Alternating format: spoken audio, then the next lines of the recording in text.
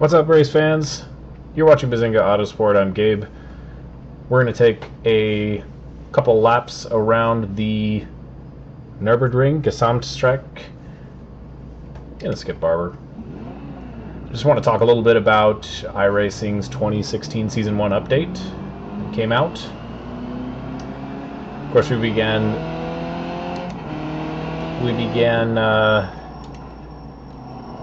Season 1 at the beginning of this week, and so far so smooth.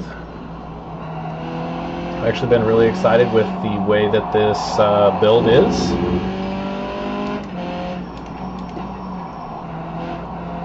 Let's talk a little bit about the update itself, though, because I think that's something that's really something that's not been discussed by a few broadcasters, and I just like to take a stance on a couple of the issues that this build looks at. So obviously, iRacing had a very difficult deployment phase for this update, and I know a lot of people attributed that to bringing the Nürburgring out, the track that we're driving on right now.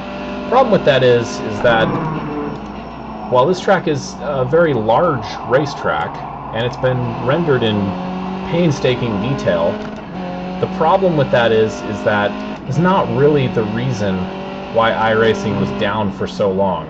I mean, we're talking about a service that was down for more than 2 days, essentially.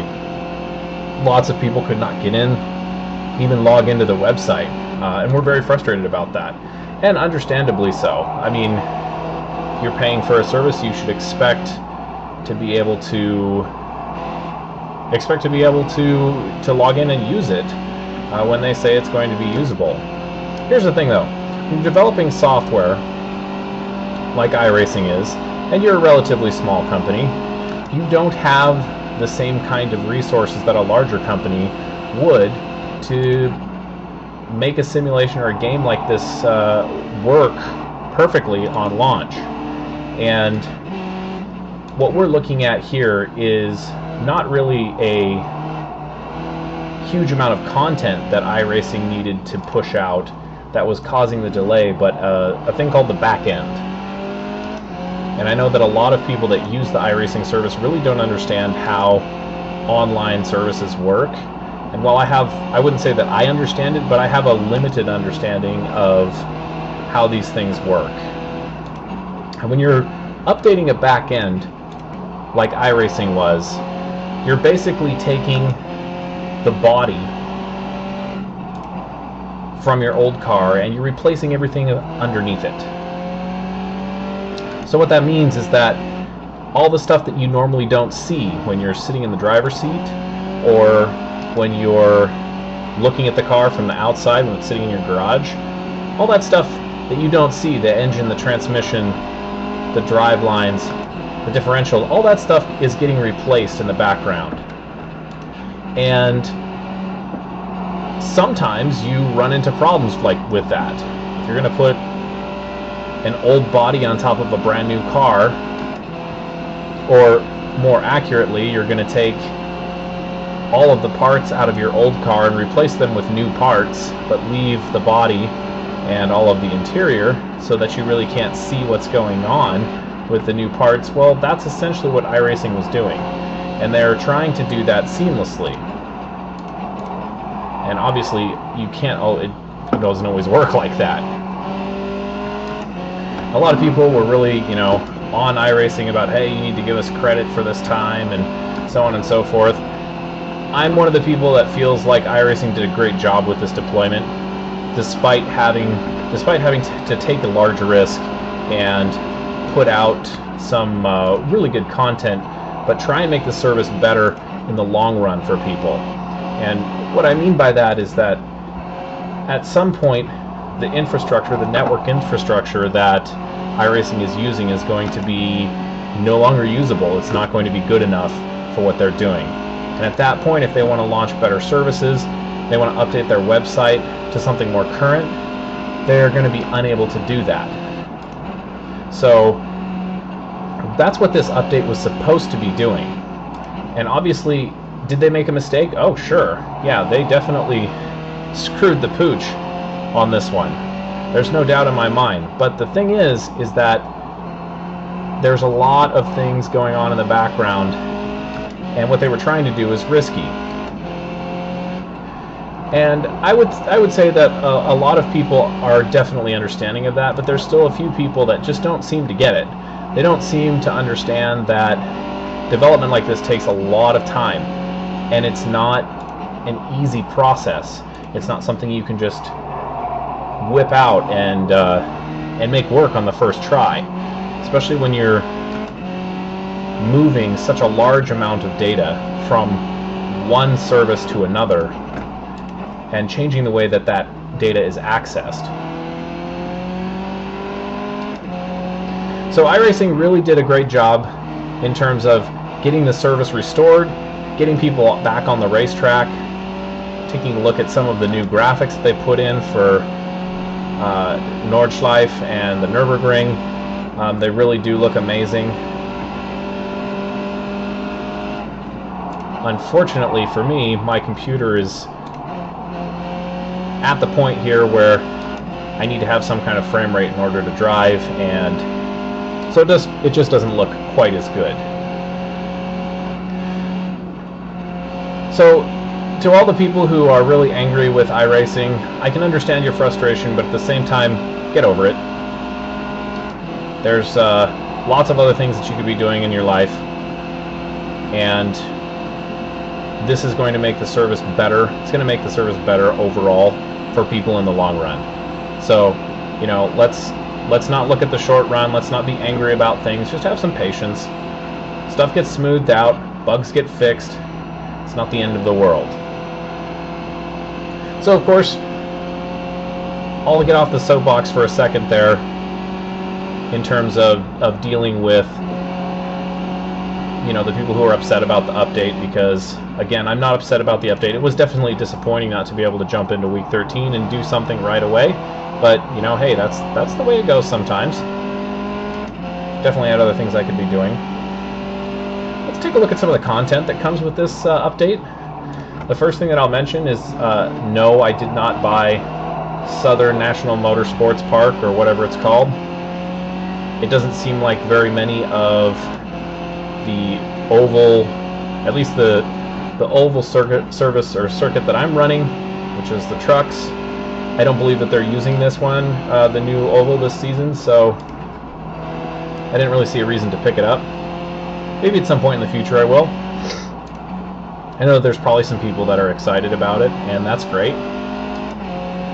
But its release is kind of dwarfed by what you're seeing on the screen right now, which is the Nordschleife. And of course Nürburgring.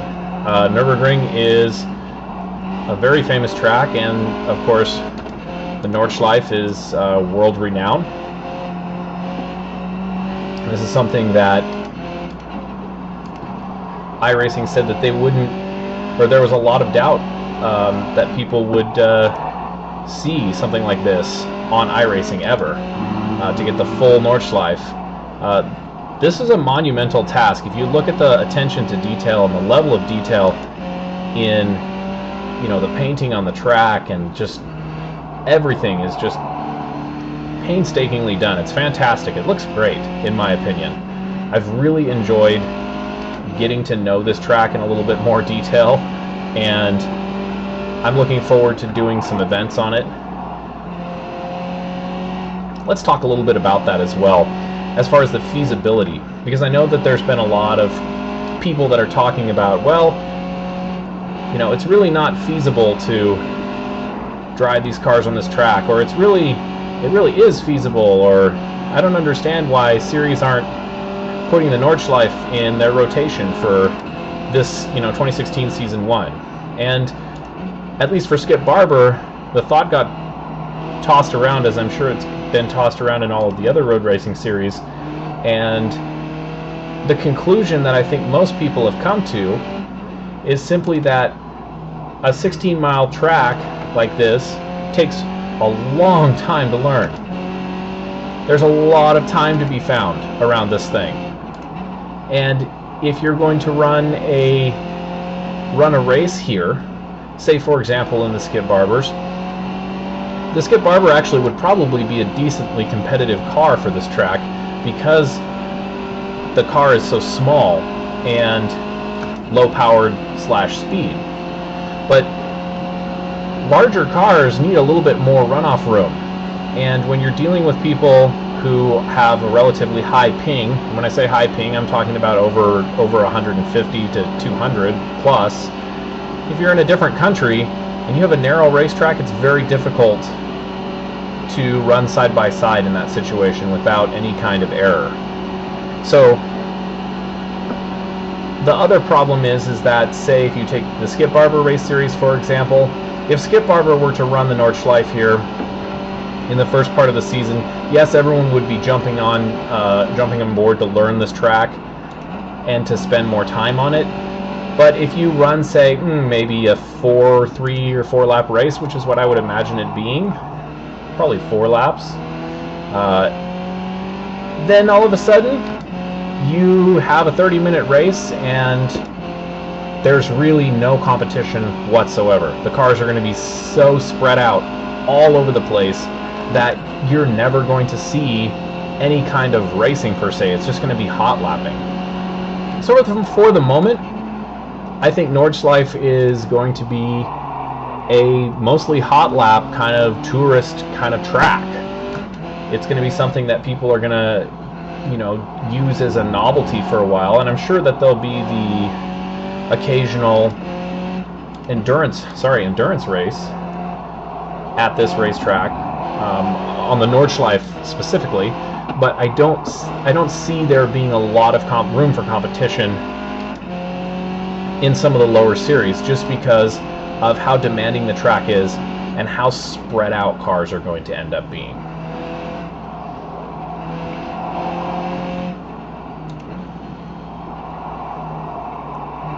So we've talked about the Nordschleife. I'll talk about the Formula 1 course, which is what we're driving on currently, Streck. And this course I've driven on in other sims before, and I've really enjoyed it. This corner specifically is a lot of fun, and I feel like this is a great addition to the iRacing service on the roadside. I think there's a lot of people that have been waiting for this track. When I found out that this was going to be one of the tracks that was coming soon, I was pretty excited about it, I'm not going to lie. And it's really fun to be able to see this track represented the iRacing way. Represented the way that they do it with, the laser scanning and thousandth of an inch accuracy. I think that's just amazing. And if you're thinking about purchasing this track, well, a couple of things that I would say. The first thing is that it is a great track to purchase, and I think that if you're doing any kind of road racing at all, you're probably going to need to purchase this track if you want to have full participation in whatever series it is that you're doing, because I imagine that most of the road series are going to be racing here at least once, twice, probably 3 times over the next season, or over the next year, excuse me. So this is a good purchase, or at least the Streck is a good purchase. If you're not quite sure about the Nordschleife, or you have no interest in doing it, it's going to definitely 2 laps of fuel.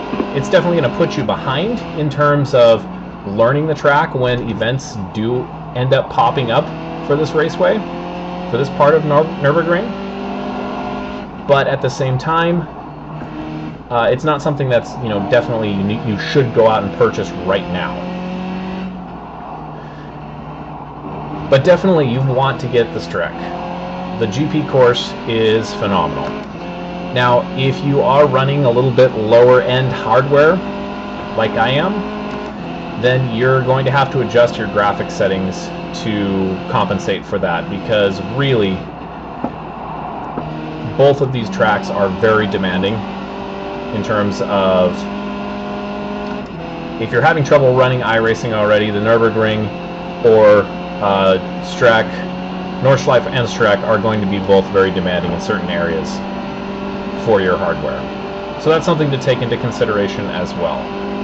Now, the only other thing that is really worth noting as far as content that's come out for the 2016 Season 1 build that iRacing has provided us here is the McLaren MP4-30, which is the 2015 McLaren Formula 1 race car.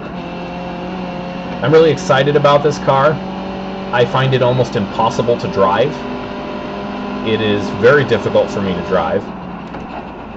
Hence why you see me driving the Skip Barber in this video and not following what everybody else is most likely doing on their channels, which is, hey, check out the new Formula 1 car, and I'm actually going to drive it around Gesamtstrecke or Nordschleife or whatever.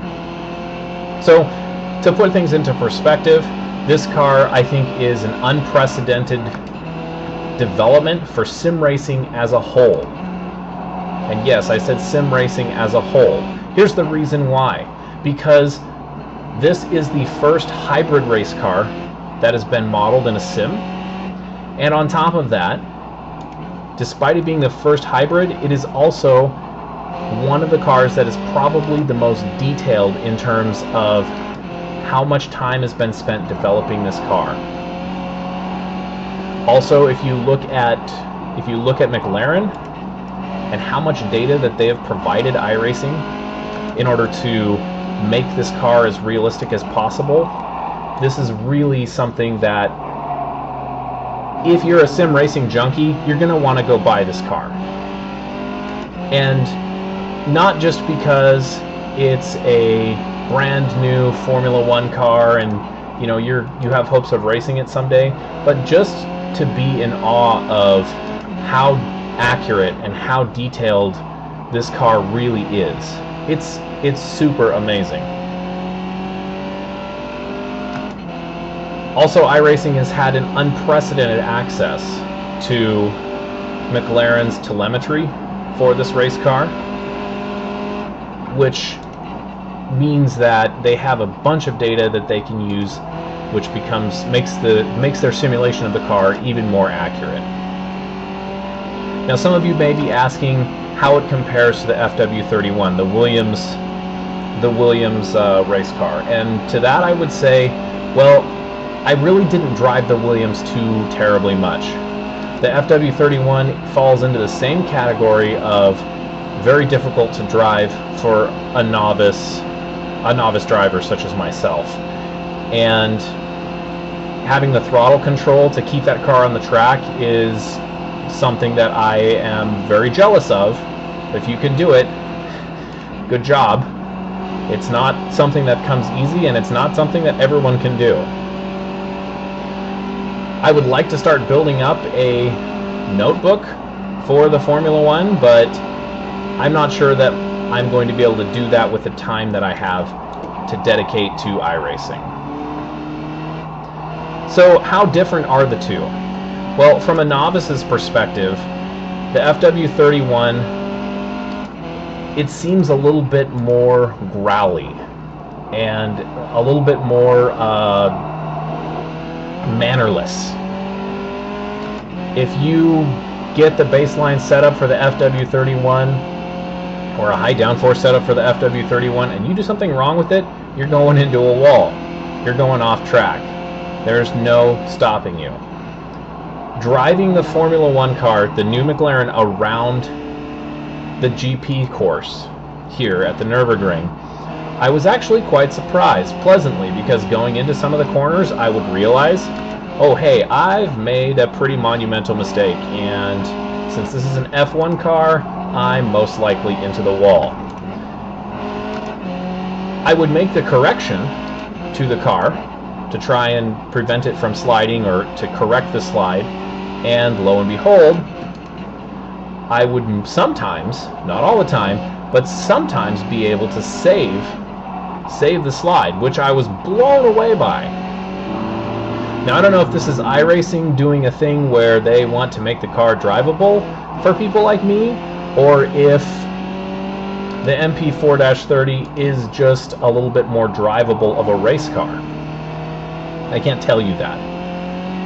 I find the car more accessible. I find the sound more enjoyable to listen to with the lower RPMs. I find just about everything about the car more enjoyable than the old Williams car. So that's my take on the two. And again, if you're not sure, you really should just go buy the car, because it is really an amazing accomplishment for iRacing, and a big step forward for sim racing as a whole, because of how much data and how accurate that this car is supposed to be.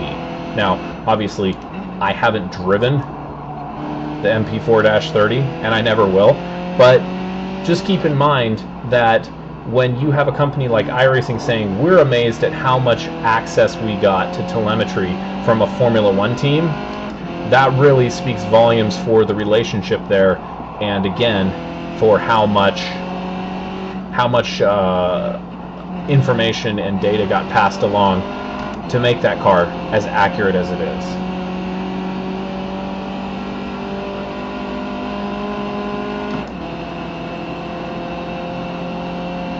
The one other thing that's really notable about this update, and you won't see it in this video, and you might not see it in many of my videos because of how much detail I've had to turn down to keep up with the frame rate.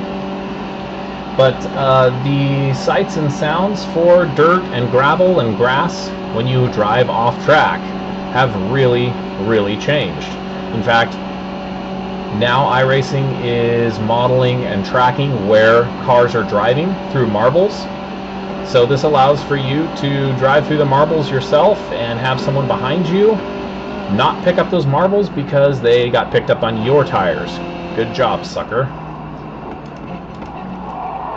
So with that being said, there's a big change there, which is definitely adding to the realism. And I know there's people complaining about the sounds, and there's people complaining about how it looks, and it's not realistic, and this and that and the other. And really, I'll just say this: if you don't like it, that's fine, but it's way more information than what we were getting beforehand. So we should be appreciating that kind of information, those kinds of things coming into the sim, and just because they don't sound perfect, I don't know if that's a good enough reason to complain at this point. For me, as far as my opinion is concerned, they sound pretty realistic to me. I've never driven a race car through a gravel trap, but when you watch it on TV, that's sure as heck what it sounds like to me.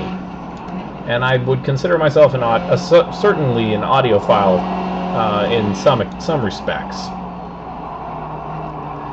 So that's pretty much all that there is to this update. It seems kind of anticlimactic given how long the service was down. But again, just to be clear, the service was down for a lot of other different reasons, not just the fact that, oh, they're pushing out Nürburgring and it's going to be a difficult thing to do, and because it's a big track. Has nothing to do with that.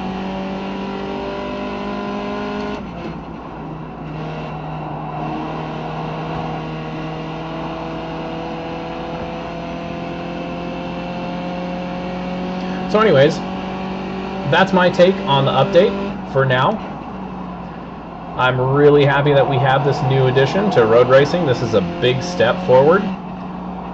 I'm looking forward to trying the MP4-30 in a little bit more detail when I get some time. Hopefully some folks will decide that they're going to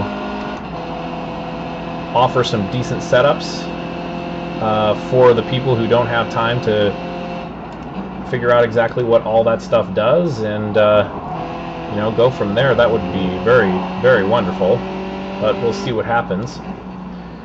And I hope you enjoyed this update. I think it's going to be a great season.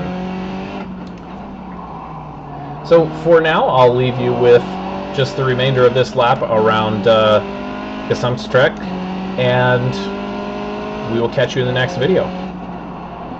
Thanks for watching, and be sure to like and subscribe.